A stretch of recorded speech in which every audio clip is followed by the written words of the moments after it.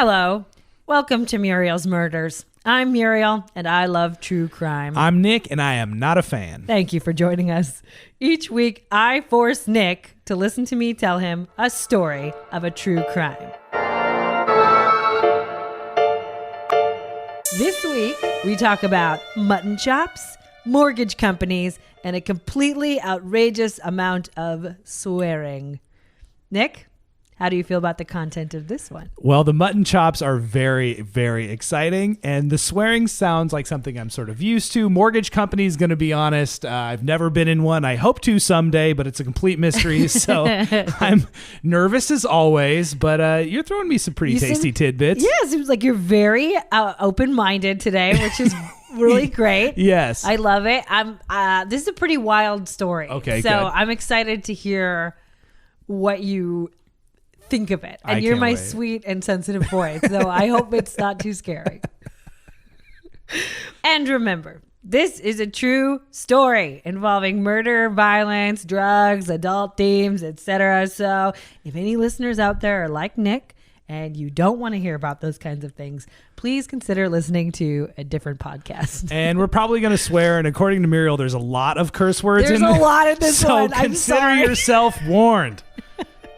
All right, Nikki, are you ready to hear this story? No. Okay, let's get started.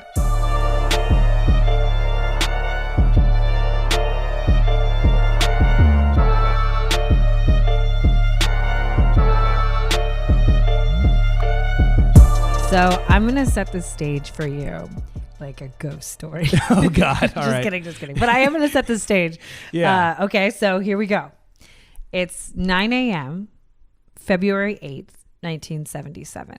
Ooh. We're in Indianapolis, Indiana. It's around 10 degrees outside, and there's snow and ice all over the ground. So it's kind of pretty, but definitely horribly freezing cold. Well, we lived in Chicago for a while. Like, Yeah. it's very much like one of those mornings that is...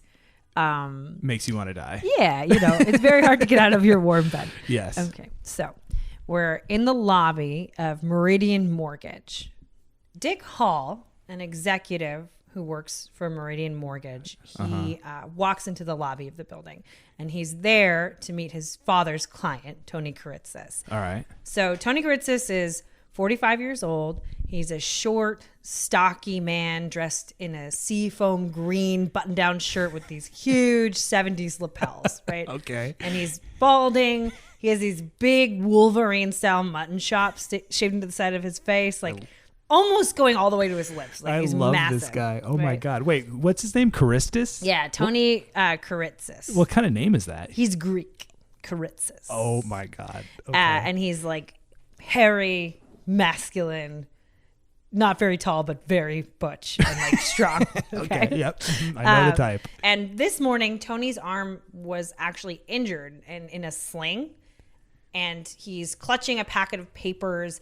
And he also has a big garment box on his lap. So if you can picture me Yeah. or a lot of people that I know going to an appointment at a fancy place, right? Yeah. And you realize all of a sudden you're sitting there with like all of your stuff. Yeah, your backpack, your headphones are hanging out. Little crazy town, right? You have your gym shoes with you. Right, exactly. Yeah. I completely relate to this guy. It just already looks like a disaster, right? Yeah, right. And he was there before the guy even showed up. He got there really early. I think one of the things that I read was that he got there at 8 a.m., like an hour before they opened. Okay. Before the receptionist had even gotten there. So the building was open and he had just been sitting in this lobby waiting for this appointment. Okay. So Meridian Mortgage is a family business. Dick's father, M.L. Hall, founded the company where Dick worked with his father and his brothers. So it's a good old-fashioned Midwest family affair. Exactly. All right. Exactly.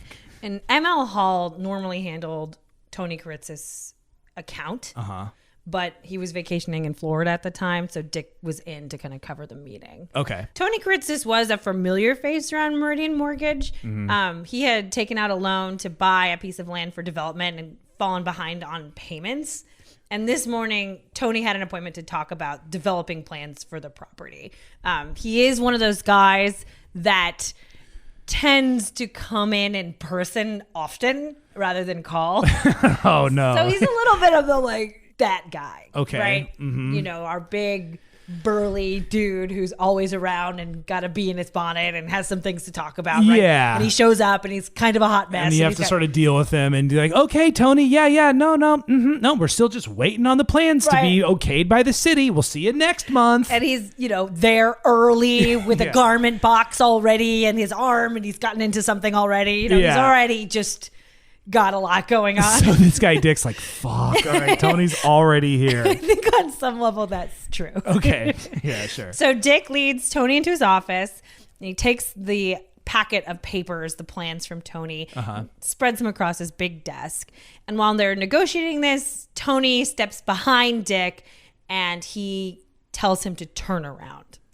When Dick turns around, he's face to face with a revolver.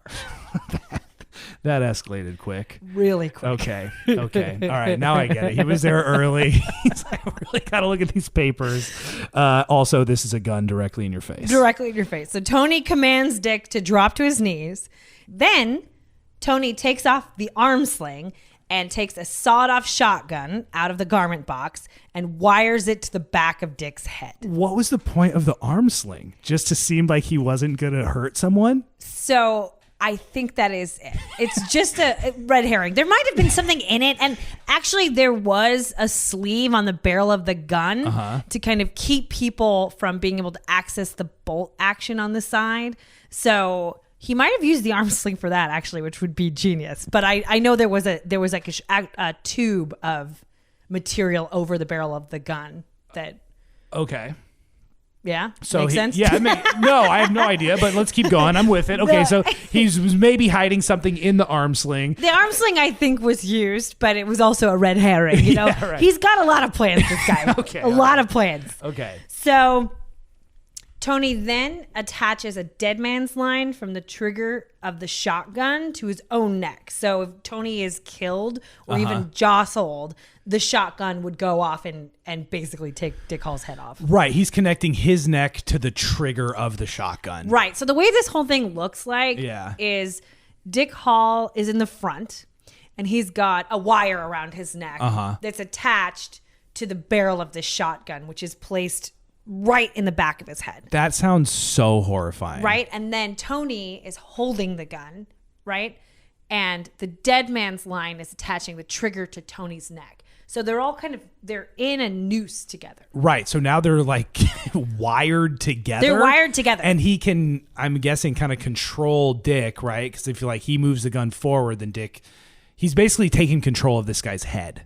Yeah, so he can push Dick forward with the barrel. He can yank him back by the wire that's attached to his neck. So he's got full control. It's like one of, when they catch dogs and cats with that dog catcher tool that's like a pole with a noose on it. Yeah, it's like animal control. Yeah, it's basically works like that. He's got him like totally attached to this thing. So this guy who's dressed awesome with the mutton chops is actually a complete psychomaniac. That's good, Nikki. It's like, oh my God. I think you're getting the tickle of true crime going on, Nikki. One thing to remember also is Dick Hall is over 6 foot tall. So the way that this is all set up is Tony's has to look up to hold the barrel to get to the back of Dick Hall's head. How awkward is So that? the whole thing is it's like a backwards evolution of man or something like that. Yeah, right. This does sound like, progress is being lost thus far. There's something going on. All right. Okay, so Tony Kiritsis would then hold Dick Hall hostage for the next 63 hours. So this is going to be a wild ride. Damn. All right. Yep. Okay. Wow. I really wanted to go to a mortgage company, but now I'm glad I never have. Well, I don't think you'd be the one in danger. Everyone else would be like, oh my God, what is that guy doing in the lobby? You're saying I'd be the mutton chop man? Yeah, you are the mutton chop man. He looks in a mirror late. Your pandemic beard? Sir, you are a mutton chop man. Well, I definitely want what did you call it? Seafoam green? I would definitely want one of those shirts. Now, after Tony has attached this rig to Dick Hall's head, he calls 911 immediately to tell them what he was doing. And it all starts out all over the place. Okay. So one thing that's going on is Tony is hard of hearing in one ear. But because of the way he's holding the gun, he has the phone on the wrong ear. So he starts off the conversation. So he's like making demands so he's or something? yelling. He's just super upset. He's mostly yelling. He doesn't know the address to Meridian Mortgage, so he doesn't know where he is. Yeah. And he doesn't know. He has like a couple friends in the police department. Yeah. And he's asking for these different cops by name, but they're not there. So like they're just like He's like, get me Georgie. Where's Georgie at? And he just can't hear what the person's saying. And they're back. talking to him, and he can't hear them, so he's yelling at them to speak up. And the 911 person really doesn't understand what's going on. They don't even understand who he is, what's going on, why he's calling, what he wants. So he's trying to get cops to show up so he can get something out of this deal, right? Like he wants a negotiation to go down. Yeah, he wants the cops to show up. Eventually that comes out. Yeah. Way later. This call lasts about an hour. So way into it, they start to realize he wants the cops to come to the building. But nobody really knows why. And he keeps saying he doesn't want to shoot a cop. Yeah. So he's like, don't worry, I'm not going to shoot a cop. I love cops. I don't want to shoot a cop, but I want them to come into the building.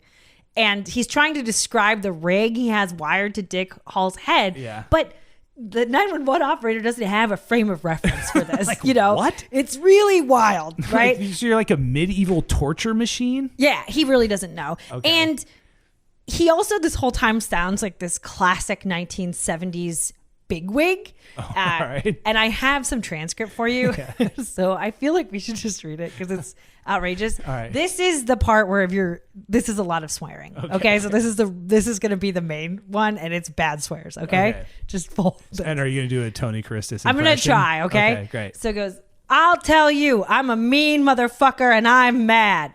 Now, baby, I want you to send 2 police officers to this address, and I'll tell you what you can tell them. I got a 12-gauge sawed-off automatic shotgun. I've got a dead man's line on the trigger. There's 3 shells in the fucking gun. There's 1 in the chamber, and a man with the gun on his neck, wrapped around it with a cable that's holding the fucking safety in his hand. And if anybody yanks on that gun, makes a false fucking move, he will die right there. Now, I know they'll do anything to save this man's life because everybody thinks they're going to think that I'm a big man. Me, a deranged motherfucker. Well, I ain't. I'm mad at these motherfuckers trying to take everything that I got. I am very concerned about this man's family. Not particularly like about his father, who I treated like a goddamn father on many occasions, and he treats me like a fucking dog. And this cocksucker here, he did the same thing. And I'm concerned about his mother, his wife, and especially his children. I know that if anybody dies or has a heart attack from this fucking deal, that I'm a doomed man. So if anybody dies in this fucking situation, I'm going to take mine with me. I'm going to have my fucking revenge.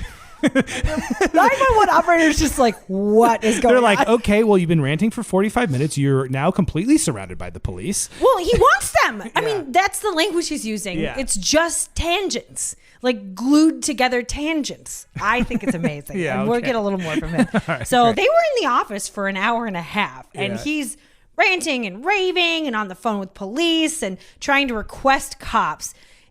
Basically, he's trying to negotiate his way out of the building.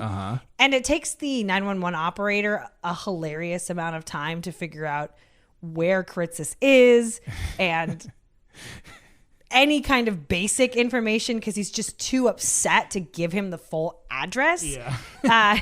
And the other thing that keeps happening is that his hand keeps cramping. So he keeps having to put the phone down because he's holding... Oh my God. the gun and his hand's cramping. So and his head's all like tilted over to the shoulder on his bum ear. This guy's just like getting a backache immediately. He hasn't gotten his rhythm yet, right? And he does drop into it eventually. Yeah, he's new at this. But every time they ask him for information, he says just the craziest stuff. Here's another quote that I thought was amazing.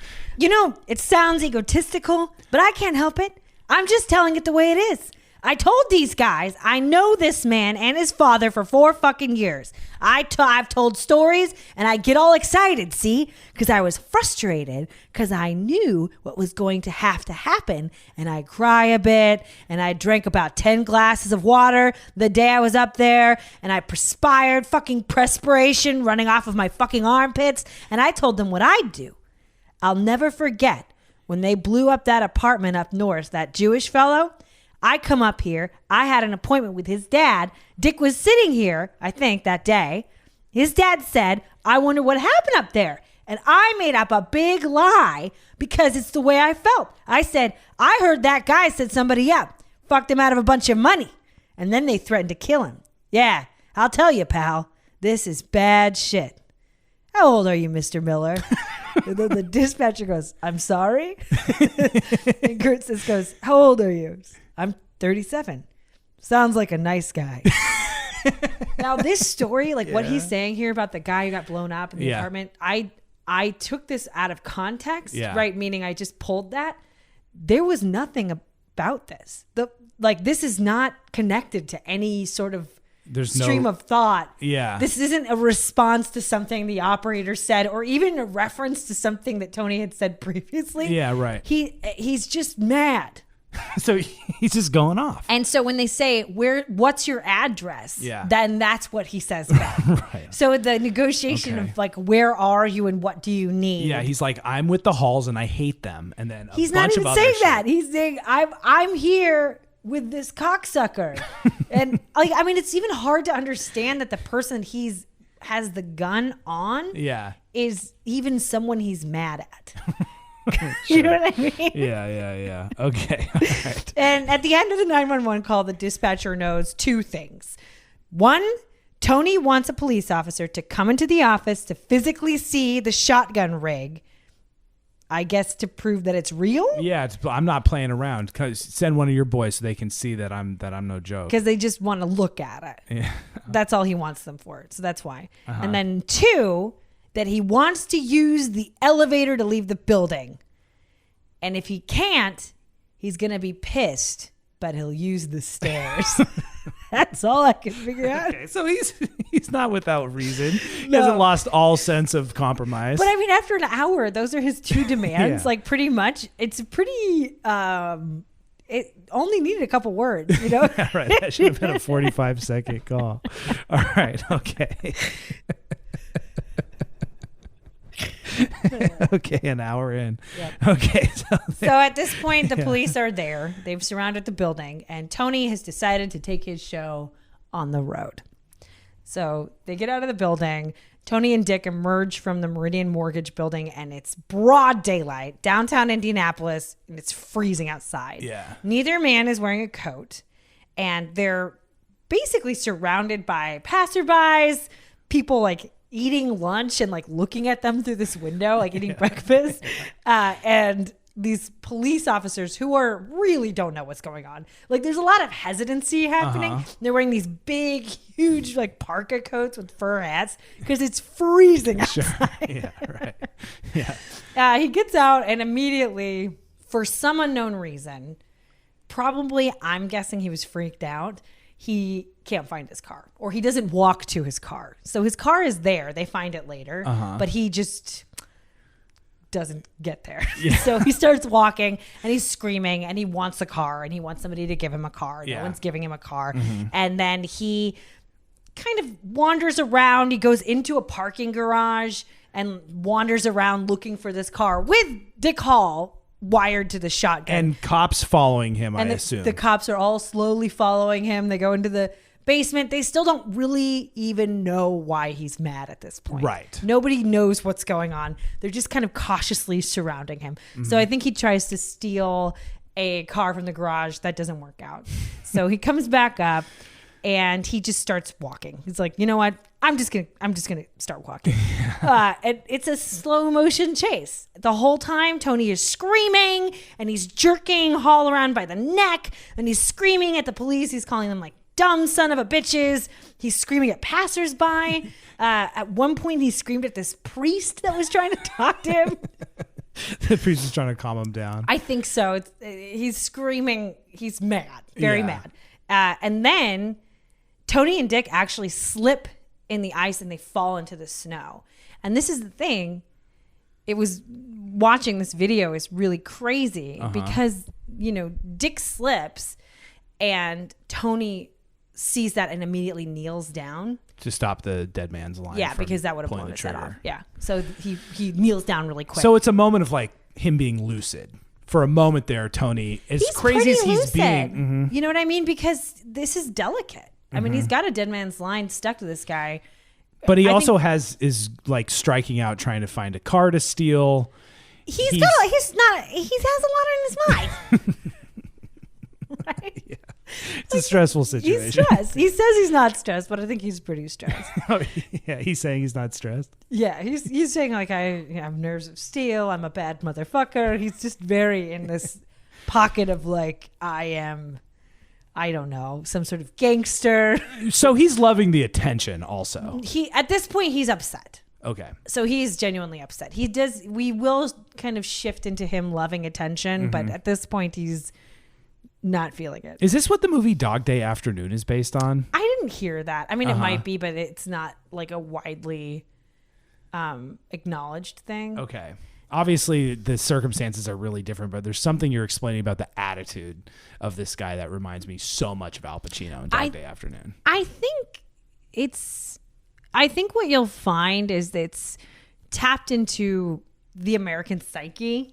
This is a familiar story because we all get mad. I see what you're doing there. You know this is a universal American tale. I think that's a little bit how this reveals itself. Okay, at least like that's Tony's perspective. Okay. I mean, he does call himself a goddamn American hero.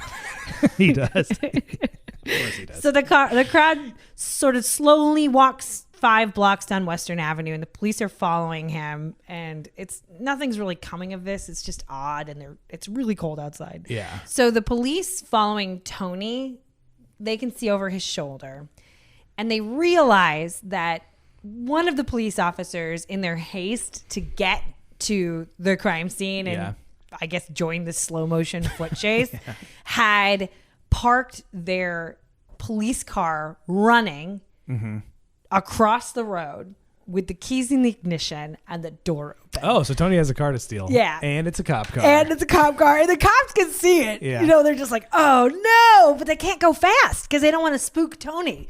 So they're he's already closer to the car than they are. So they're walking and they get a little closer to him.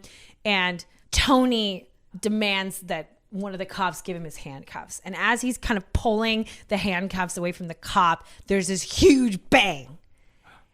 And everyone turns around and they see a gawker had ran his car into a telephone pole. He had been rubbernecking and just watching what was going on and just had ran into it. Everybody's like, ah! And then they turn around and Tony's like crawls into the bench seats of this cop car and yanks Hall into the cop car. Oh my God. I love the idea of the guy in the car slamming into the telephone pole, just having hit his brakes like 2 blocks earlier and just slowly ice slid all the way. It really feels like that. Yeah. Like it's all very slow and comical in this way. You know, he's screaming at the priest. He's doing all this crazy shit. So he gets in there, he yanks Hall into the bench seat, shuts the door, you know, handcuffs Hall's hands, flips on the sirens, and takes off to his apartment. Yeah, it's all comical except for this poor guy. Yes. I mean, that's got to be so much psychological damage just to be strapped. I mean, that sounds absolutely terrifying. Yeah. I mean, it's a hostage. I'm just saying, it's not all comical for that poor guy. No, he did not think it was funny. I think we can definitely say he did not think that was funny. He was not enjoying the bit. No, I mean, it's just, part of it is not even that it's funny. It's just like absurd. Of course. You know, you're watching, there's a lot of footage from that event and you're watching, nobody knows what to do. They just don't understand what he's doing. Yeah. They don't understand why he's doing it. They don't understand what he wants. Yeah. Like nobody understands what's happening. Right. Anyways. Okay. So Tony and Dick get to Tony's apartment and they get inside and police, they run up the stairs and they try to talk to him through the door. Yeah. And Tony tells them, you have to back off because the whole apartment is wired to a bunch of nitroglycerin and it's enough to blow up the entire apartment building. Oh my God. So everybody backs off at this point. And they have snipers positioned at the window. Yeah. But the problem is they're afraid to make any moves because of the dead man line, right? If they kill Tony, it's going to set off the shotgun. Yeah. And it looks like there's a lot of tripwires for explosives. So they don't know for sure what level of explosives he has. But if you look through the window, there's strings running across all over the place right inside the apartment. Yeah. And there's bottles that are filled with some kind of substance hanging from the ceiling. So there's obviously something going on in there. And they don't want to shoot into it blindly. Of course. And have it be really bad. Yeah, but they also can see enough to think like maybe this guy is just pretending to have this place bombed up. I mean, he's got that vibe, right, where he's just a wild ass dude. Yeah. But he's kind of has a good contraption. Like, yeah, right. They really couldn't get that gun away from him. Yeah. You know? I mean, I didn't even mention this part, but What? when they fell in the ice, the pistol that he originally pulled on Hall fell out of Tony Kiritsis' waistband. So not only is he armed with a shotgun wired to the back of Dick Hall's head, but at that point now he's got a pistol in the other hand. So he can shoot somebody if you come up on him. Yeah, right. You know, he's got two guns and they're like, what is this guy's deal? He's impenetrable. God. 2 guns in 1 ear. And a tiny brain. Okay. That's not true, but he's pretty crazy. Okay. So now Tony and Dick are alone in the apartment. And let's talk about Dick Hall. Yeah, who is this guy? So he's 42. He's tall, strapping, Midwestern dude. He's blonde. He was actually the type of person who would be written up in the society pages for Indianapolis. So he's this popular. He's a celebrity, kind of. All-American dude. Yeah. He went to Purdue on an ROT scholarship. So after that, he went to Navy flight school, so he's also a trained pilot. And then when he was done with the Navy, he came back to Indianapolis to work in the family business. So he's pretty successful at everything he tries to do. Yeah, sounds pretty classically Midwestern family business guy. So what's the shady component? Why nothing. He's fine. No, he's just literally he's a dude. He's married. He has 4 kids. And he's Christian. He's like a pretty religious dude. Yeah. And he's very... I listened to interviews with him, and he's lovely. Honestly, I like not a super friendly person. He's not effusive. He's very precise. Okay, sure. But he's just like a classic American dude. So there's not going to be a big twist in this where Tony is justified somehow in this. We can tell. We'll talk about it. It'll unfold. Okay. You little meddling dude. You know, you're pretty into this right now. I'm into this, but I'm also feeling sensitive. I need to know where my sympathies should start to lie here. Okay. But it's true crime. You don't know. There's always a gray line. Well, so far I like Tony, but also he seems like a complete monster, and I feel bad for Dick and feel like he doesn't deserve this on any level. So you're playing both sides of the fence. I am. You are, and I can't help you with that. Okay? I can't help you with that. That's your way of dealing with this story. Okay. As the facts emerge, you'll change your mind, or maybe you won't. Maybe you'll always play both sides. Okay, let's see. That's your morals, not mine. But I will say, you seem very engaged, so I feel like this is a hit. All right. So Dick says the moment that Tony wired the gun to the back of his head, he thought he was a dead man immediately. He thought he was going to die. And then it's like 63 hours of this, of thinking I'm going to die. It's so wild. So he didn't have any feeling that he was going to get out of it. Basically. Yeah. He wasn't feeling optimistic about the situation. And he says he didn't think about his family at all. He just started counting time by the second. It reminds me of that show Unbreakable Kimmy Schmidt, where she's like, she's living in this bunker and she's being captured by some guy, and it's a comedy. And one of the things she says is you can stand anything for 5 seconds. Yeah. So anytime something terrible happens to her, she just counts to 5, and then she counts to 5 again, and then she counts to 5 again. And then whenever it's over, she's fine because she could handle it. Right. So that's what this guy was doing, is just counting to himself. Yeah. Just counting every second. Not thinking about anything, not having any kind of romantic flashbacks or feelings of regret or anything. That it was a very practical thing. Wow. He just counted the seconds. That seems almost Zen-like, or is that entirely devoid of emotion, or is that? I think it was just too much. This guy is funny. I have family from the Midwest, and I lived in the Midwest for a while. And I would say, in my characterization, we don't do a lot of talking, right? We don't do a lot of effusive I love yous and things like that. Right. Yeah. And I think that this kind of was maybe too much emotion. You know what I mean? It was just too much. Yeah. And so he blacked out. Right. So it was a crazy, he shut down, and it's just like one Mississippi, one Mississippi, one Mississippi. I mean, I think it was overwhelming. And so he does talk about, he blacked out a lot. Like they were in that office for an hour and a half and he thought it was 20 minutes tops. He just lost huge portions of time throughout this. So back at the apartment, Tony was just really unpredictable. He would be really friendly at times to Dick Hall, and then he would start crying about his mother, and then he would scream at Dick, just doing all kinds of crazy stuff. Yeah. And Dick Hall said he just tried to keep Tony calm. And the way he describes it, he says he basically started flying the situation, like flying blind in a box canyon. Okay. So I don't know anything about flying, but the way I listened to him and I thought it was really moving, but I actually don't know. But it's basically about how you're in a box canyon, you can't really see anything, so you're relying really intensely on your instruments. You can't see what's around the corner. Okay. So you have to be really patient. You have to be totally on point, and you have to be calm and precise. Okay. And so he's just trying to fly the situation, if he makes a mistake, he'll die. So he's just trying not to make any mistakes, just calming him down, navigating this thing. Okay, so he thinks he's going to die, but he does have some sort of game plan intact. His military training's kicking in. I'm not sure if Star Wars had come out yet, but it sounds like he's trying to fly this thing like Han Solo around the Death Star. And he's listening to all this crazy shit. Like, Tony told him he's actually been stalking Dick Hall and ML Hall and his brothers, seeing where they went to lunch. And he was actually planning on murdering them in the diner where they eat. He was like, I was going to do that, but then I decided the shotgun thing was a way better idea. Oh, no. A lot cooler, you know. And he's just listening to all this stuff. Yeah. You know, one of his memories is that he talks about, he's sitting in a chair with his hands handcuffed in front of him.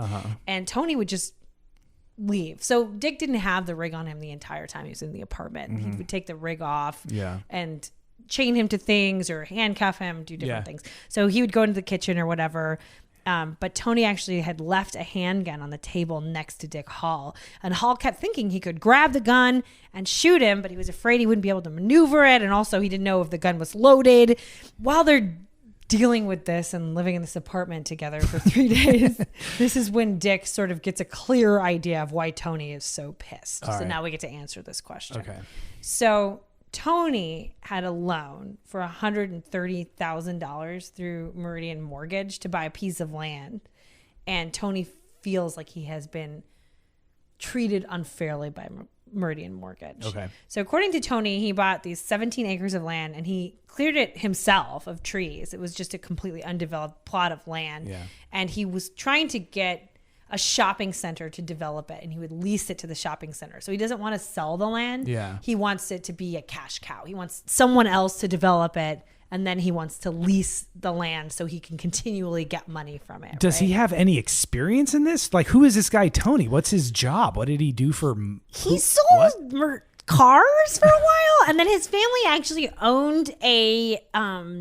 like a trailer park. We'll kind of talk about that later. So he's kind of dabbled in different things. Okay. So it's not a crazy thing that he did. Like his plan was as good as anybody's plan for like commercial real estate. Sure, but he's not experienced in this, and he didn't know what he was doing. Yeah, really. he's not some like magnate or something. Land baron. But he's not doing anything too crazy. You know, they lent him the money. They thought it was a good idea. So why but it's not working? He's not able to get anyone to lease the land from him? Basically. So he had some commitments from a grocery chain that he says offered him $3 million to start a shopping center on this piece of land, which is actually a pretty valuable piece of land.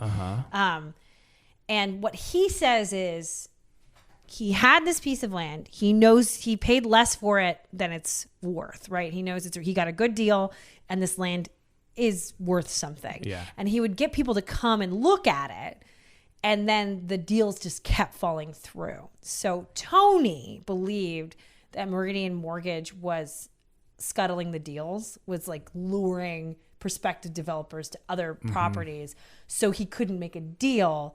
and then he'd default, and then they could take the land that they know is worth more money. Ooh, I love that word scuttling. That's very Midwestern of you, Muriel. No, I was like, weird that I used that word. I didn't even write it down. That just came out of my brain. Did you read it somewhere? Was that word being tossed around? I just thought it was the best word to use. I don't even know if that's a real thing, scuttling a deal. I know. I hate that about myself, is that I don't know either. So anyway, Tony owed the money on this mortgage. Yeah. And actually, Meridian Mortgage had given him a ton of extensions. They'd given him like 3 extensions to pay back the mortgage. Yeah. He was supposed to pay the loan back in like a year, and they extended it to be repaid in over 3 or 4 years. But the money was due, and Tony didn't have the money. And Tony also apparently had offers for 3 to 4 times the amount of money that he owed Meridian Mortgage. Yeah. But he turned them all down. ML Hall even offered to buy half the land for $500,000. So that can show you how much this land is worth. They know it's worth something. But Tony totally had options. Yeah. He had buyers that wanted it. He just didn't want to sell. He wanted to lease. Okay. And then after ML Hall offered that money for half of the land, that's when Kiritsis started to act a little bit more erratic. So that was a little bit of that, I think, some of what spurred him into this kind of conspiracy thing. Oh, isn't that nice? You want to offer me? Oh, you're making me an offer on the land. Yeah. Oh, wow. I'm connecting the dots. The strings are connecting to the pins on the wall. I'm figuring it out, man. I know that could be the strings that all the snipers are seeing through the windows. It's just him like going from like his land to like Safeway grocery store to ML Hall. It's Chinatown, baby. So that's basically all we know. We don't know if it's true or not, but we just know that that's the angry claim. Okay. And, essentially it just comes back to he couldn't pay his mortgage also. So that is also true. He just couldn't pay his mortgage. Okay. So Tony's having ups and downs. They're living in this apartment together, but he's still nice to Dick. Like I said, like at times he was trying to show him kindness. He actually initiated calls to Dick's father and Dick's wife so Dick could just check in. I mean, I think he's pretty crazy. He's doing lots of stuff. Because those calls were very pleasant, but he did want, he was like, I want you to be able to talk to your dad. Let's call your wife, see how your wife's doing. Yeah, it's like, it's nothing personal. I mean, it is a directly vindictive action against you personally, but it's nothing personal. Call your mom. Well, and he's mad at his dad. The whole thing doesn't make any sense. Okay. But Dick Hall does remember that Tony initiated these calls to his family. So the first call is to Dick's dad, right? Who's the original target of this entire thing. Who's in Florida. Right? He's on vacation. Right. He does know what's going on. He's privy to the whole situation. Okay. So Tony gets Dick's dad on the phone. He puts Dick on the phone and he just listens. And Dick is now knowing why Tony is so upset. Yeah. So he's talking to his dad and he's saying, hey, Dad, I think we really made a big mistake. We owe Tony an apology. Dick's dad knows what's going on. Like, he knows that his son is being held hostage. And he's hearing his son say, we should be really nice to Tony. We should apologize to Tony. And his dad, who's just a straight up dude, just says, well, I'm not going to apologize. We didn't do anything wrong. Because he's just classic. They're all just like so just classic. An Indiana man. Because he says, my dad, he goes, my dad just doesn't tell a lie. He's not going to say anything that's not the truth. So, Tony starts freaking out and screaming. And then Hall internally is just like, why didn't you just agree with me? Like, why didn't you just go along with it? He actually said later that he and his dad never talked about that happening. Wow. Like, he was never like, hey, Dad, why did you not go along with the lie that would have helped save my life? Yeah, he was like, I didn't want to embarrass him, I think was his reasoning.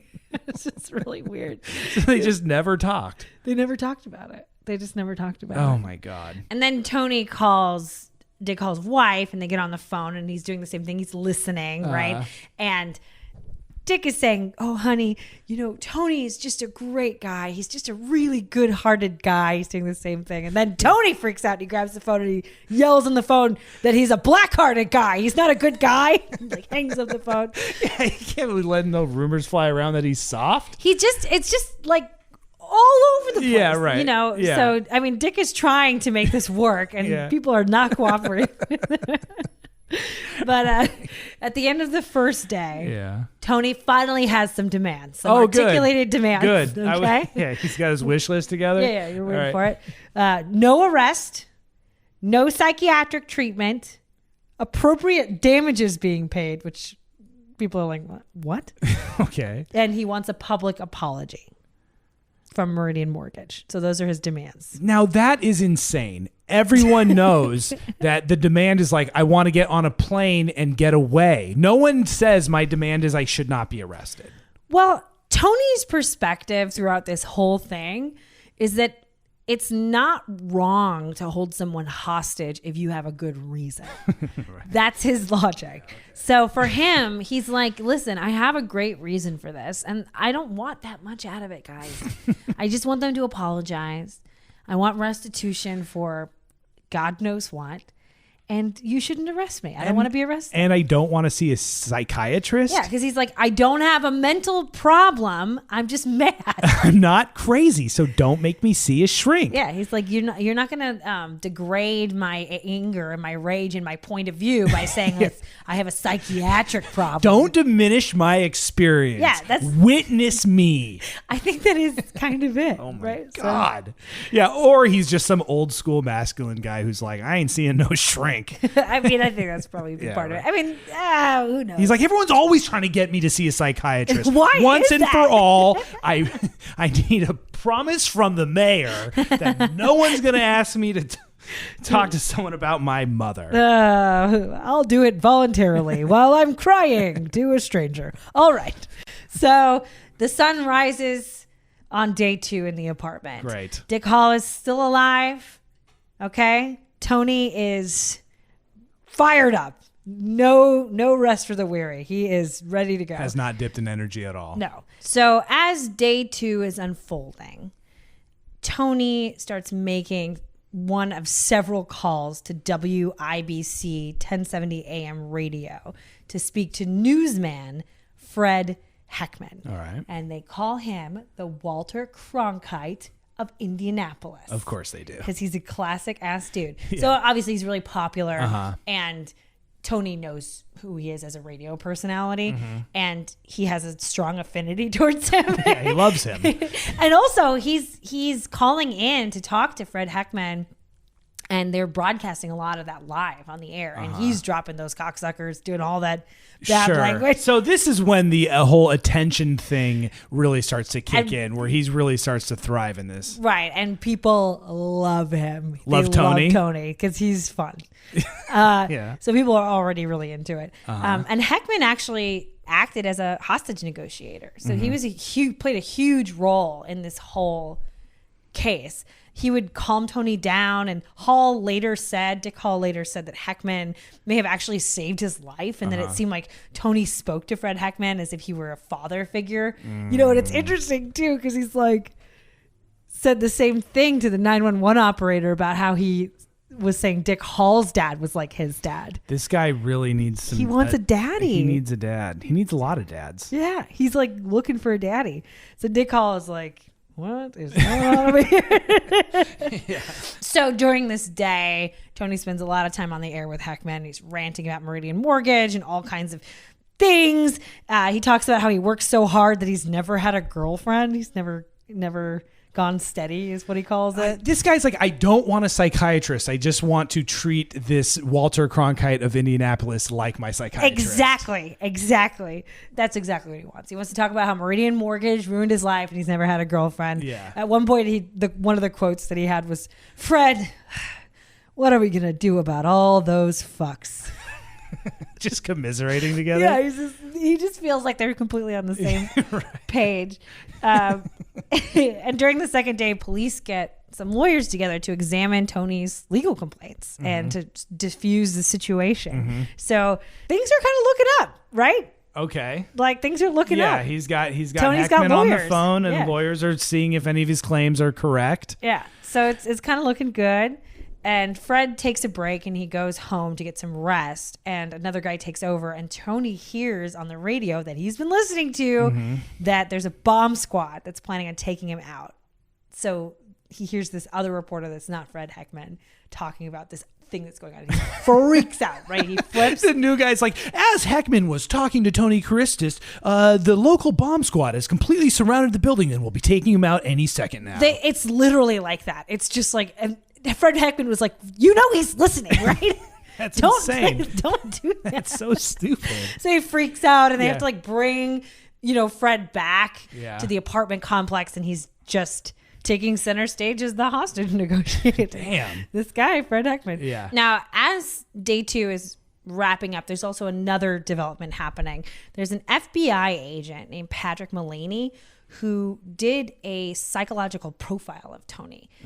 This is still a relatively new practice for the FBI, but it's essentially a tool to help them understand what Tony needs and how to get him to do what they need. How to deal with him. How to deal with Tony. Yeah, and I'm sure the local cops don't even know what that is yet. No, I mean, they don't. Yeah. Nobody knows what that is really, except for the FBI. Yeah, and it sounds like Heckman is doing a pretty good job of handling I think people who are emotionally intelligent have known how to do a psychological profile for a long time.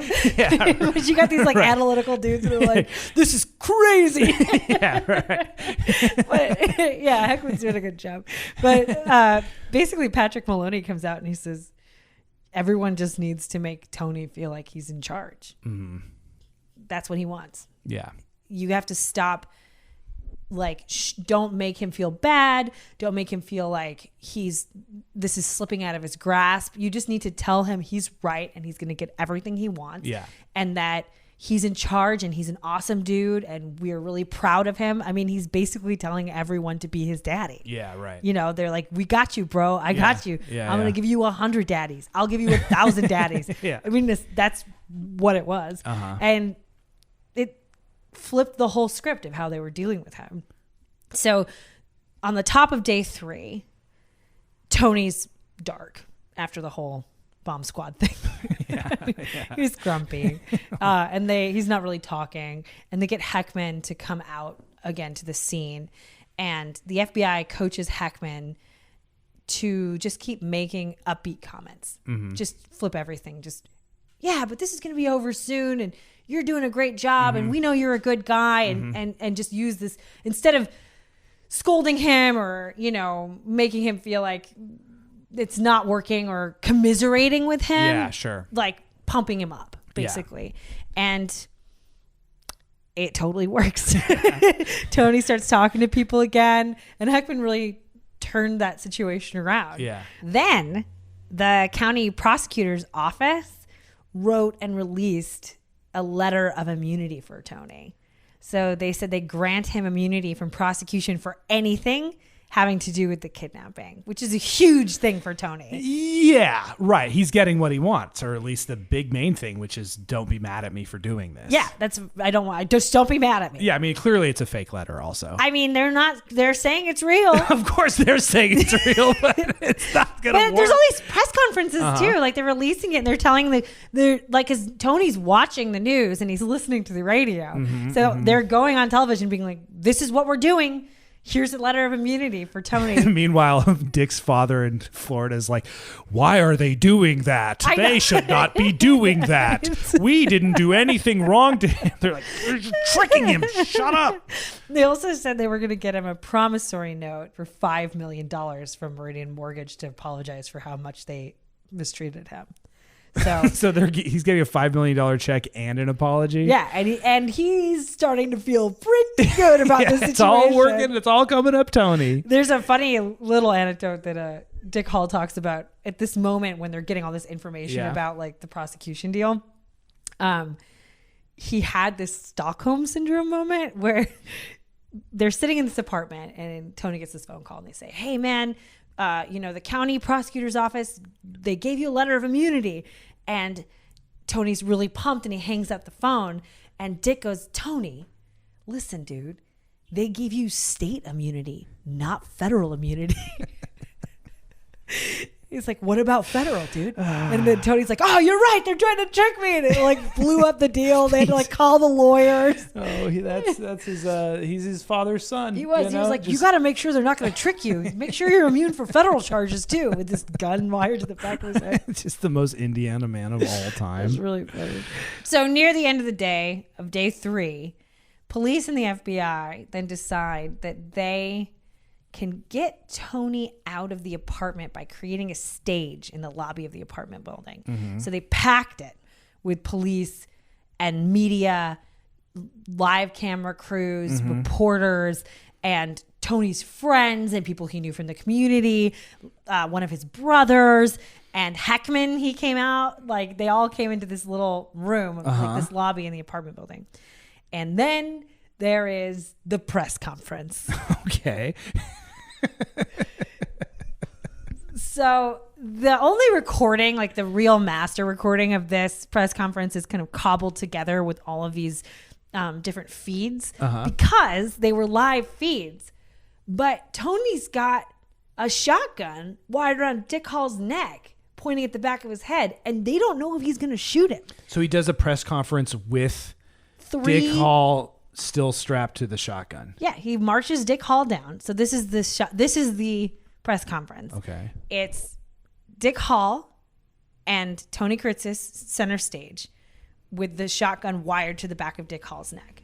And because Tony's pretty significantly shorter than Dick, Dick's kind of like hunched down, and Tony's got this gun pointed up and the wire around Dick Hall's neck. And Dick is just staring off into middle space, just completely checked out. And the whole room is completely packed with people. So he's got all of these police officers, deputies, FBI agents are behind Tony in like a semicircle. Yeah. Jammed in like 5 people deep. And then there's maybe like a foot and a half, and there are piles of reporters kind of kneeling down under the cameras, asking questions and recording audio. And then behind those people are all of the live feed cameras set up. So they must have been pretty confident that he's not going to kill Dick Hall, because at this point he's surrounded by people with all the cameras on him. If he's going to pull the trigger, it would be right now in front of all these people. I think that some of this was not thought out. I think it was just new territory. So they were like, let's get news cameras in here. And then they did. And now they're smashed in a tight room with the crazy man who has a gun. Yeah. If you were to pull the trigger, I mean, I'm not a ballistics expert. I've never even shot a shotgun, but I could imagine a bunch of that bullet going through his neck or whatever into other people in this small room. No, that's true. And they were all recording live, so they heard him say cocksucker like 1,000 times.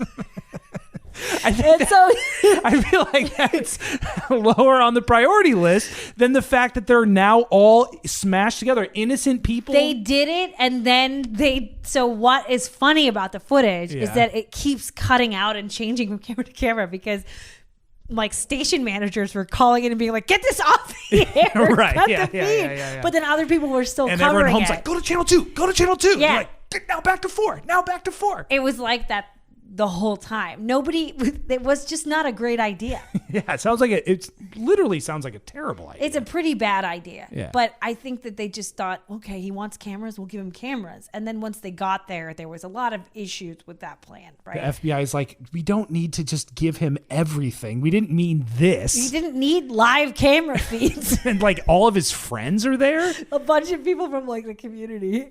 Like, I mean, this press conference is insane. It lasts I think it's about 45 minutes. Oh my God. And I watched the whole thing. It's online. It's amazing. So I would definitely recommend watching this. Yeah. So I just want to kind of paint this picture so you can kind of understand what it looks like. I got the physicalness of it all. Yeah. Right. It's really hot also in this room. So people are sweating and freezing outside and wearing jackets, sweating inside, of course. Yeah. So we've got Tony. He's sitting there. He's got his mutton chops, his short sleeve shirt, wide lapels. And he takes center stage with Dick Hall at the end of the shotgun, and he just screams, turn the goddamn cameras on. I want to show you something. Oh, no. And he's fired up. Like he's at a 10. He's just tons of energy. He's not tired at all. And then he takes this massive amount of papers, basically, and he shoves them at Dick Hall. And he says, read this, pal. And Dick Hall goes, Tony, can you loosen up on the gun a little bit? Because he's strangling him. I mean, if Dick Hall passes out, because the gun will go off. Right. They're all attached to the same apparatus. Yeah, right. So he's trying to play it really cool, but he's like, dude, can you back off? Yeah. So he lets go. And Dick kind of pulls the wire away from his neck and he shuffles the papers and he just starts reading it in this really monotonous voice. And Tony is just like, you're ruining this. He thought it would be amazing, I think, for him to like be like, you read this, pal. And then it didn't work out. He's like, where's the pizzazz? Come on. This is showtime. So like throughout Dick Hall trying to read these papers, it's all like a list of his grievances, essentially, publicly. I think it's the public apology, right? So it's acknowledging all the things and apologizing on behalf of Meridian Mortgage. Oh, okay. So it's like all of that language that's been drafted by lawyers that has kind of a complicated legalese sort of way of speaking. It's very dry, right? And if Tony was going to write it, it'd be like the fire and the brimstone. You know, it'd be like a totally different story. That he's reading this thing, and the whole time he's interrupting Dick Hall. He's screaming. He's asking for people. He's yelling. One of his quotes is, "I'm the only motherfucker mean enough to have withstood this without having a goddamn stroke or a heart attack." And he's screaming in this high-pitched voice. Like he's just so upset.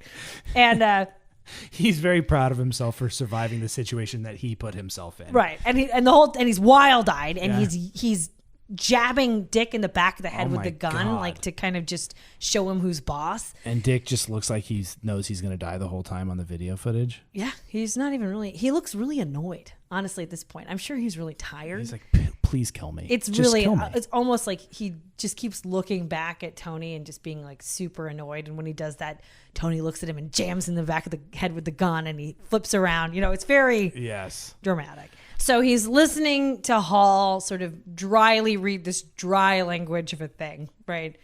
And he just gets frustrated, doesn't like it. So he snatches the paper out of Hall's hands and he yells, "I'll read it." And he gets it, he starts reading it and immediately just starts arguing with the language. I wouldn't use that word. They're alleged. They did it. You know, like he's just yelling and interjecting anything like stream of consciousness stuff and demands water. And then because he's got the papers in one hand and the gun in the other, he has to feed him the water. So it's this weird, awkward moment where he's drinking the water out of a cup like a toddler with both of his hands. That someone else is giving him. Yeah, he's like, they're like pouring it into his mouth. Yeah. After the first two sentences of reading this public apology, he just yells, "And I'm sober, friends. I had 6 drinks in 1976 and I haven't had any this year. And I don't miss them a fucking bit." And he just stares at everyone. And so, like, as per the FBI instructions, everybody's supposed to act like he's awesome. So when he says stuff like that, they go, "Oh, Tony." They're like, "Preach, Tony, preach." Like, "Right on, Tony."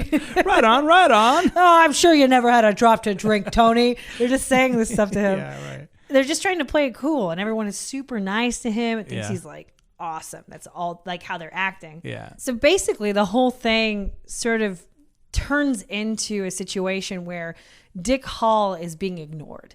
So he's front and center. He's roped to this gun. He's white as a sheet and he's staring at the ground while 100 people in this room just keep telling Tony how amazing he is. That's a crazy form of torture. They're just laughing at his jokes. They're telling him he's amazing. They're telling him he's a good guy. They're saying like, "Oh, we'll get this over with, Tony. Don't worry about it. We're sorry, Tony." They're saying all this stuff and Tony is loving it.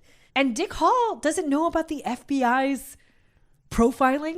You know what I mean? He doesn't know anything about what their plan is. Yeah. He just knows that like he's down there in this press conference and people are acting like he doesn't exist. It sounds like Ned Stark's last moments when he knows he's going to get his head chopped off and he looks up and all of the townspeople are just like really pumped that he's about to die. They're like, yeah. And he, you know, I mean, it really, I can't imagine how that would feel. Yeah. You know? No, it's a nightmare. And Tony has given up on the public apology thing. Now he's just riffing. Yeah. So he's just working the crowd. I have pulled some quotes out of this press conference because they're just wild. He starts off trying to just explain in his own words why he's mad about the mortgage deal, but it just doesn't make any sense. Like he's just ranting and none of it really tracks. Sure. And then he has all these great sayings. He says, "You see me shake any place? The only thing wagging is my tongue, and it never gets tired when I'm mad." Or he said, "Pardon my French, ladies and gentlemen. I cuss like that because it's good for my ulcer, and I don't have one." He said, "I've had this gun stuck in this cocksucker's ear for 3 days, and they've had it stuck in my ear for 4.5 years. My friends would say I'm about the most stable guy that they know. Oh, no. And that's just straight up Trump right there. I know, it's a lot of Trump stuff. It's just straight up stable genius Trumpisms. And he's wildly swinging from emotion to emotion. So he's also, I mean, the stress of it is taking a toll. So, at one point he starts crying. Oh, my God. And he's using what they sort of coined as suicidal language, like past tense way of speaking at this point. And then he just starts crying and it's really quiet. And somebody's like, hey, baby, are you okay, baby? You're doing okay? And he's like, hell no. I cry all the time. Makes the girls like me. They think I'm gentle, which is a lot.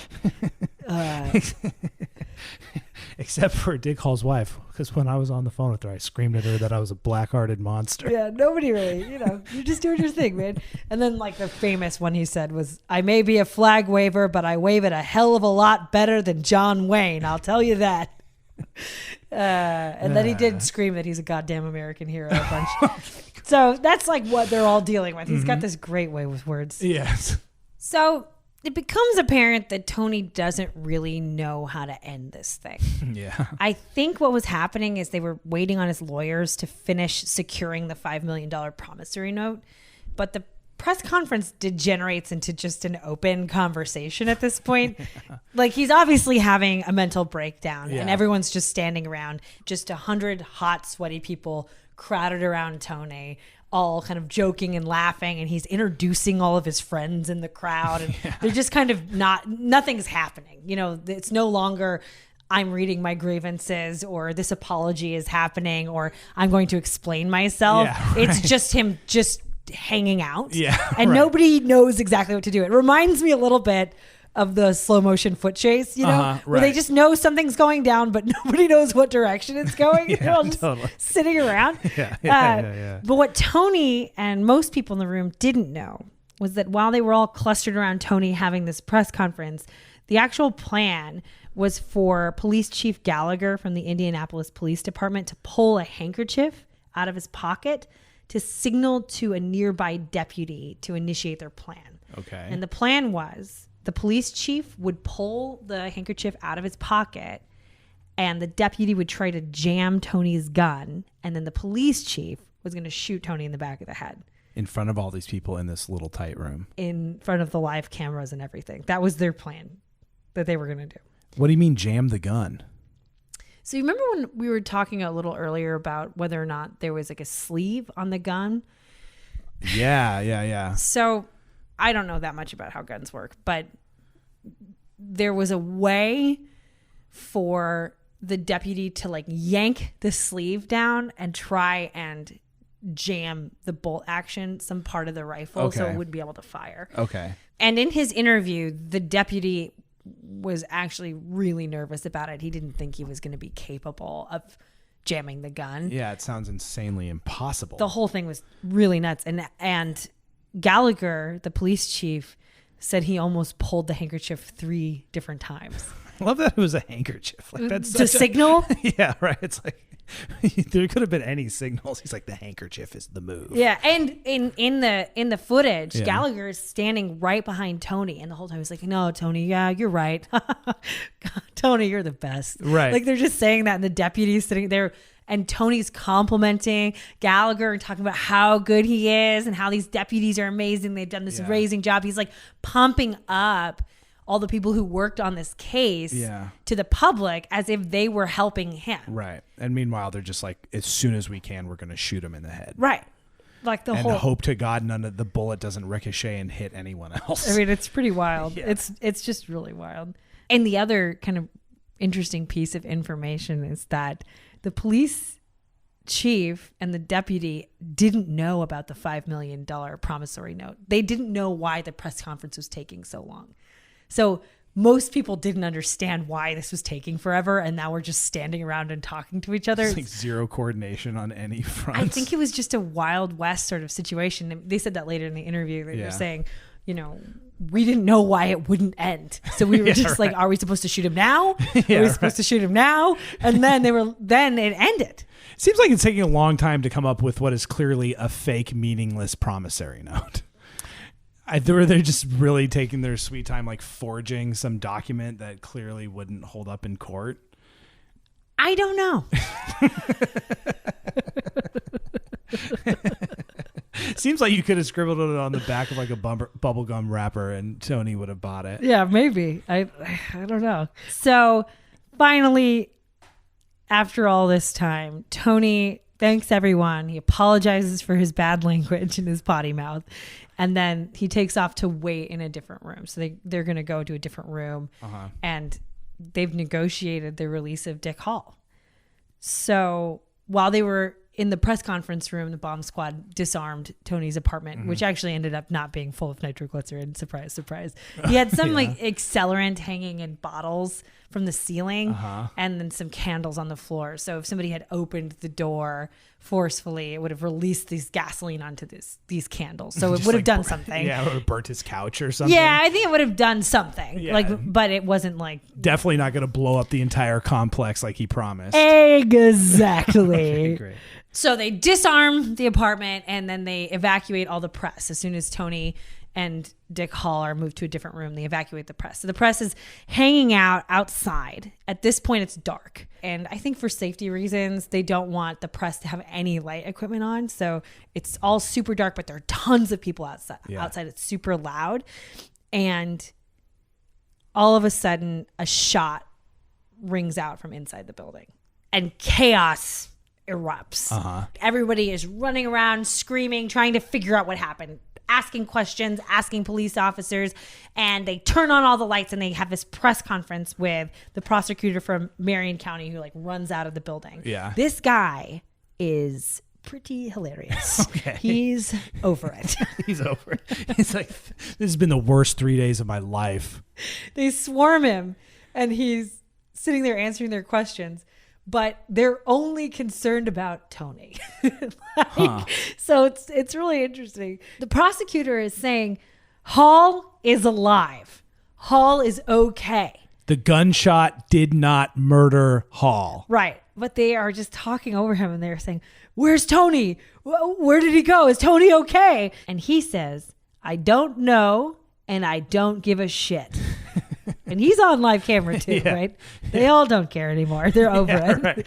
And so they're undeterred. The reporters just keep barraging him with questions. So he just yells really sarcastically. He just goes, the hostage is okay. The hostage is out. He's okay. And just walks away. Because they don't care how Dick is doing. They just want to know how Tony's doing. Yeah. And how did he get killed by the police? How is Tony? Well, nobody knows where the gunshot came from. And the documentary that I watched has the footage from the perspective of like a rookie reporter. So he's running around. Everyone's running around.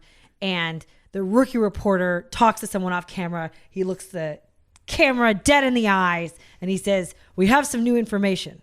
Apparently, Tony did shoot the gun, but only as a demonstration that indeed it was real.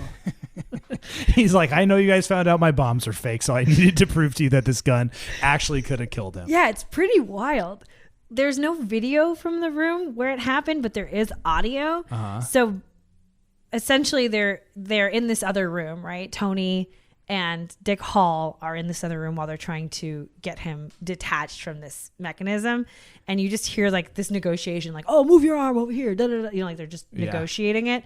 And he's calling his brother and saying, hey, I'll be home in a little bit with the $5 million. Don't you worry about anything. Oh, no. Just like really pumped up.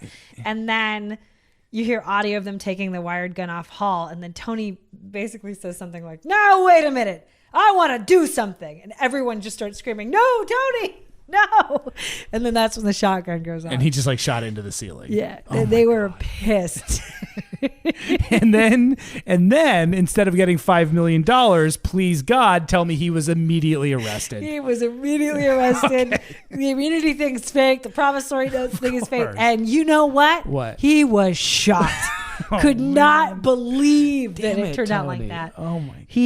He had no idea that was happening. No idea that was coming. Tragic. Oh my God. This poor man. So Tony was fit to stand trial, but the defense decided to go with he was insane at the time of the crime sort of defense. The old temporary insanity. Temporary insanity. Tony, for his part, wanted to mount a defense of, quote, they had it coming. But basically, Or like, that makes you guilty, pal. You can't do that. no. And basically they had really dug down and found out that Meridian Mortgage was actually at fault. It's still not a case. Like, even if he was right. Yeah. Like, even if they had screwed him out of all this money, it's not a defense. Yeah, you right. can't just kidnap people, psycho. Did they ever find any wrongdoing from Meridian Mortgage? No. I mean, no. We'll kind of talk about that later. Yeah. But basically, I mean, there's nothing documented. Yeah. And there's a few things that they did that were really nice. Like, it really doesn't make any They gave sense. him like 3 extensions. They gave him already. extensions. They offered to buy some of the land from him. Oh for my like God. at a good price. Like, it definitely. I think that's why everyone was so baffled from Meridian Mortgage. Yeah, right. What are you mad about? Yeah. Like, did you think you weren't going to have to pay this money back? Yeah. What is happening? Okay. A lot of really interesting things came out at trial. Uh-huh. Tony actually took the stand and talked a lot about his early life. He was the son of immigrant parents from Greece. They were super poor when he was growing up. He loved his mother a lot. Loved his mother. His father was really violent. The family owned like an ice cream truck, like a little cart that they like a push cart, and that's how they made their money. That he actually was working from the age of 9. He used to work 12-hour days pushing this ice cream cart. And one of the jobs of the little kids was to run around the parking lot and pick up the empty paper cups from people who had had ice cream, wash them so they could use them again. And, you know, one of his examples of how his father was they were too slow in picking up some of the cups, and a car ran over a handful of them and crushed them. And so his dad beat him in front of a crowded parking lot full of all of his friends, family. Oh my God. And all the people that bought the Yeah. ice cream in the middle of the day. Like, So just drastic brutality. yeah, it was I think that was really rough. The other thing that came out during the trial is that Tony's sister, Effie, testified that 8 years prior to This whole shenanigans. Tony's dog day afternoon, Yeah. Tony broke into her home with a gun. He was leaving the family business, and he believed he was entitled to some sort of settlement for leaving the family business. And apparently he held Effie for 2.5 days at gunpoint and negotiated being paid by the family $55,000. So this was not Tony's first rodeo. No. This is That is a nightmare. Are you kidding me? And the family agreed not to prosecute him or send him to a psychiatrist. So he got what he wanted the first time. So he figured, why not just do it again? This is just the way the world works. Yeah. And his family, a lot of them deny that happened. So his sister and his brother, Tom, are the only ones who will even acknowledge that it happened. And everyone else is like, we didn't call the cops then. We're sure as hell not going to admit to it now in court. Yeah. And also, That is insane. apparently, Tony also tried to shoot his brother Tom a while back in a separate incident. Oh, God. So he tried to kill his brothers Steve and Tom in 1968. Jesus Christ, Tony. And meanwhile, the whole country is still riveted by this case, like rooting for him. Yeah, man. And Tony's side of the kidnapping, the whole kidnapping thing, was that he was saying the family was trying to push him out of their trailer park business, and they were being totally terrible to him. So that's why he had to hold Effie hostage, because they were acting terrible. And his mom had recently died, so he had promised his mother, like on her deathbed, that he would always take care of the family, like over her coffin while she died.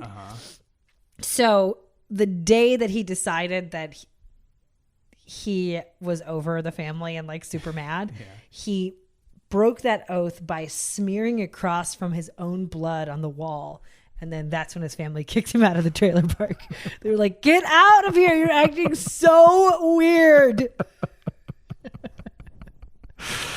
Oh my God. All right. So this all comes out at the trial. All this stuff kind of comes out at the trial. Everybody's like, what is going on over here? And then, then his other family members are like, oh, that never happened. I mean, it's just a mess. It's hard to know what happened, really.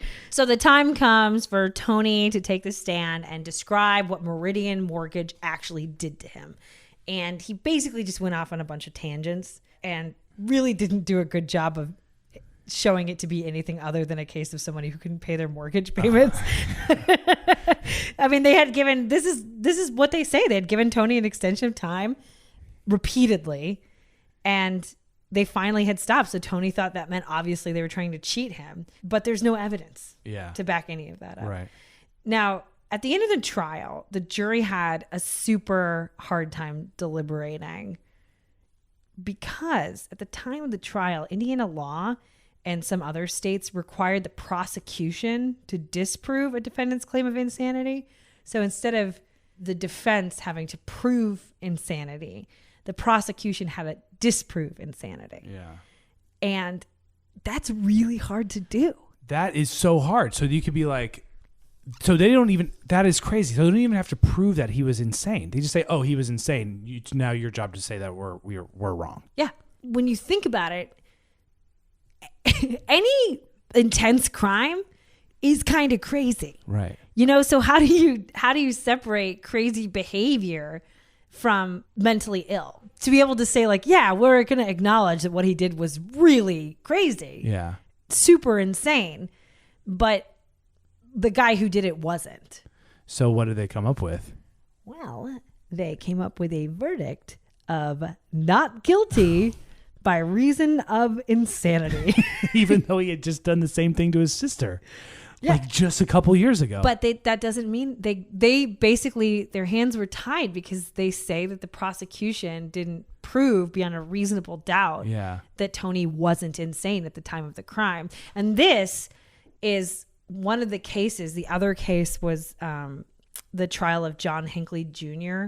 So John Hinckley Jr. was obsessed with Jodie Foster as a child. Oh, this guy who tried to kill Reagan. Yeah. So like if anybody's not familiar with John Hinckley Jr., he fell in love with Jodie Foster when he was an adult and she was 12 and playing a prostitute in Taxi Driver. Yeah. So he was stalking her and he believed that he would show her an ultimate act of love by murdering Ronald Reagan.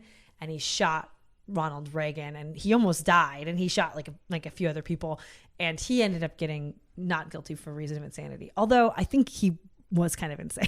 Well, I would say all these people are kind of insane. But people were mad that he got off. Yeah. And that mixed with this case, that's what helped kind of nationally pass these laws that made it the burden of proof is on the defense and not the prosecution. Wow. So this is actually a big case. So it's actually historic in that way. Yeah, exactly. Oh my God. So he just walks free.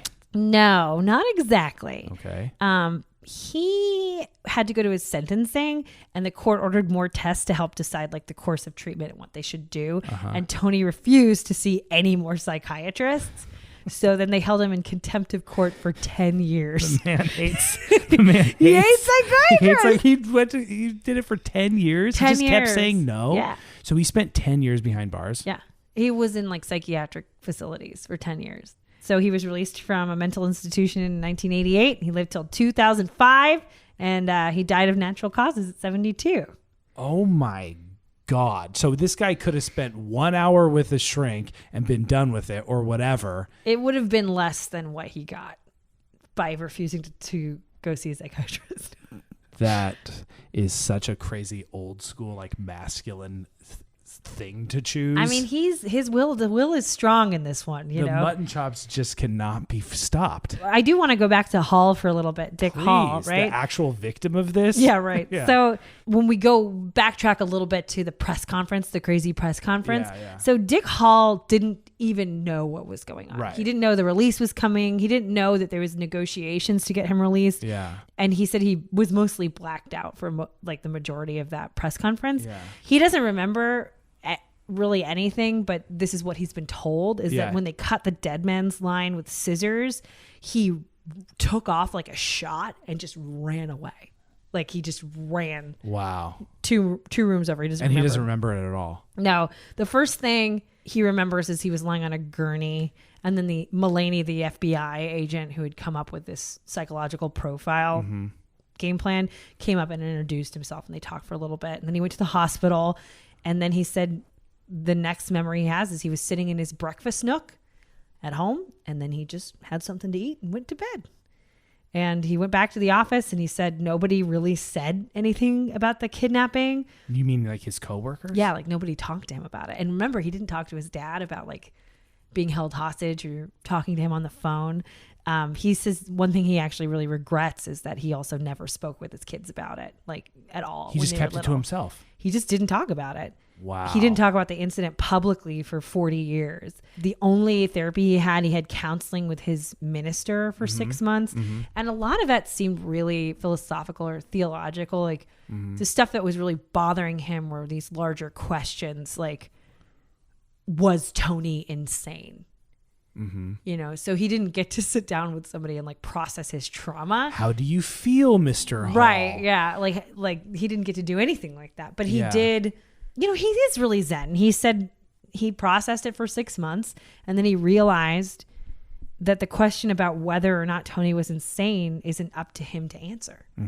He just said, that's not something that is my responsibility to answer. And that's the way that he dealt with a lot of this stuff. Wow. Despite that, he did have a really hard time with the trial and the verdict, mostly because he received so much hate from people. I mean, he basically was this really successful all-American guy who lived in this town who felt loved and like had this business that people respected.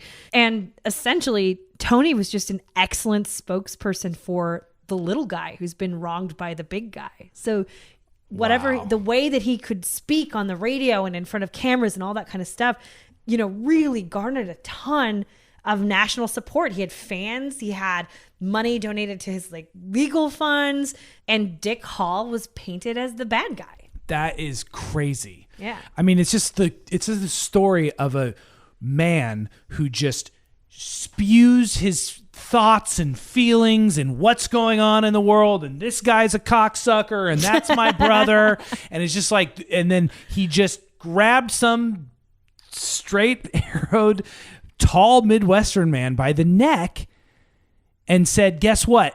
You've done everything you could ever do to be like perfect in this world and respected. And it turns out that everyone hates you and they actually love me. It worked. I mean, basically Tony's line of thinking worked. And, you know, we've said it, there's no evidence at all that Meridian Mortgage did anything wrong to them. And everyone hated them. There's a documentarian, his name is Alan Barry, who did the main documentary on this subject. Yeah. He said that they really dug and they couldn't find any indication that Meridian Mortgage did anything that Tony was talking about. Yeah. And in fact, when he sat down with Meridian Mortgage, they said they had never even initiated foreclosure. So there was a chance that Tony could lose that property, but he got mad before they initiated foreclosure. There wasn't even a nail in the coffin yet. They were just like, you got to pay us, dude. We'll buy the land from you, or you can sell it to these people, but you have to pay us. That's what the conversation had been. So this guy gets kidnapped, held hostage, never deals with that trauma at all, and then afterwards is then shat on by the whole society that he was supposed to be like the pillar of. Dick was watching an Indiana Pacers game when the not guilty verdict was announced, and he said about 80% of the crowd cheered when Tony Kiritsis got off, and it just devastated him. He's been quoted as saying, my 7-year-old daughter came home from school and told me, my friend's mother said Kiritsis should have blown your head off. Oh my God. Because the kids at school are talking about like what their parents are saying. You know, and he was this rising star, and it kind of destroyed his life. His dad and his brothers died within 3 years of the abduction. Oh my God. So he was alone. And on top of that, mortgage rates jumped to this insane number. They jumped to about 20%. Which just cooled off the whole housing market. Yeah. So for a frame of reference, right now, mortgage rates for a 30-year fixed mortgage is 3%.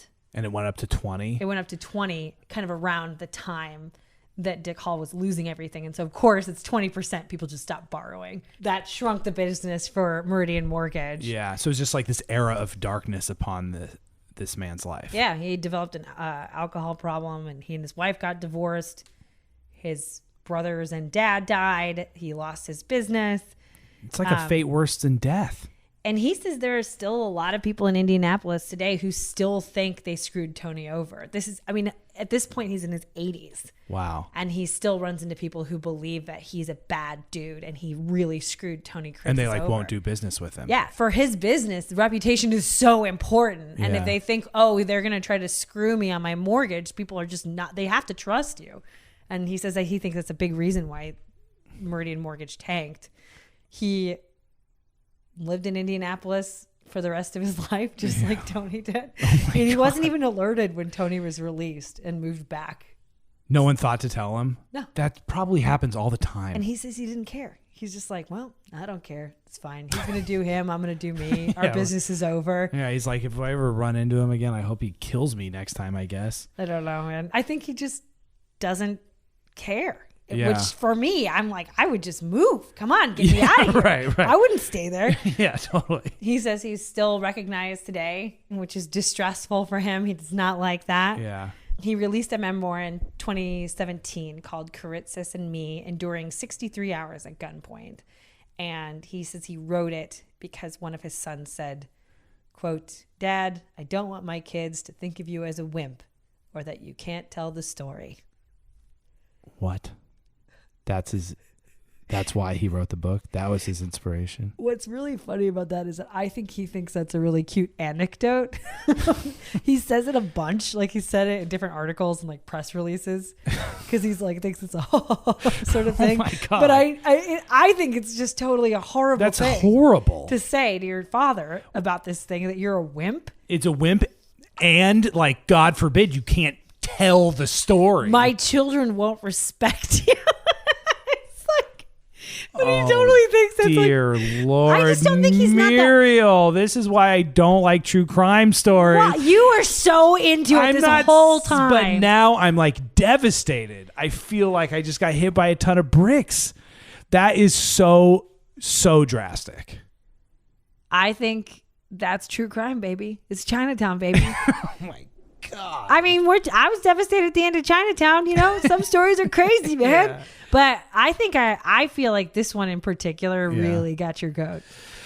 I got your goat. You did good. I got it. You did good. You did good. Everyone was ruined at the end except for Tony, I guess, who did so no other like run-ins with the law, nothing else crazy with Tony. He just lived his life peacefully after that. I think so. I read one article. I think he was kind of known for yelling things at town halls and harassing yelling at neighbors and doing lots of, he made his presence be known. Okay, so he didn't, but without incident, he never went back to jail. He never ended up killing anyone. No, he didn't. And he didn't do his thing, the kidnapping thing again. He learned his lesson. Okay, he stopped doing that, and he didn't shoot anybody else. Okay, well, I guess that's something of a happy ending to this story. So I guess there was a little bit of, sweet dreams at the end of this insane nightmare. God damn it, Muriel. Nobody even died, Nick. So dramatic. I'd like to thank my good friend, Wikipedia. For the research of this. Episode. Yeah. Listen, you are the heartbeat of all true crime podcasters. If you haven't donate, because that place that's a good website. Dead Man's Line is an amazing documentary. It's all original footage from the entire day or 63 hours of Kiritsis's adventure. It was directed, edited, and produced by Alan Barry. It's a great documentary. I would super recommend watching it. That's cool. It's streaming right now on Amazon Prime. Oh, cool. And if you want to hear directly from Dick Hall himself, episode 31 of Leaders and Legends, the podcast Leaders and Legends by Veteran Strategies, they have an interview with him about the incident and his book. Cool. And I learned a lot from that. It's pretty interesting. I also referenced reporting by Russ McCade for Fox 59, Will Higgins for the Indy Star, and Linda Lupiers. So thank you. Well, I would like to thank you, Muriel, for this remarkable story. Thank you. Thank you. Thank you. Thank you. I'm mad at you. How does it feel to have a wife who wants you to like something that she likes so much that she will research something for like 12 hours? It feels like I've got to prove a point? It feels like I've got a shotgun wired to the back of my head. Oh!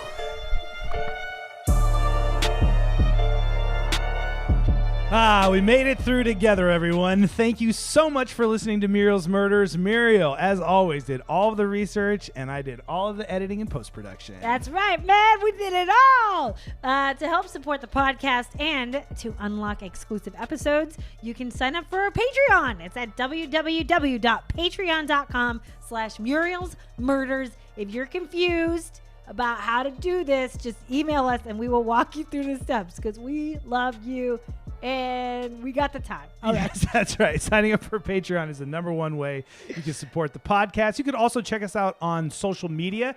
I animate little cartoons to go along with each episode, so you can find us on Instagram, Twitter, YouTube, and TikTok at Muriel's Murders. Yeah, these cartoons are really great. I love them so much. Nick will just kind of hide away and do them, and they're so funny and so wild.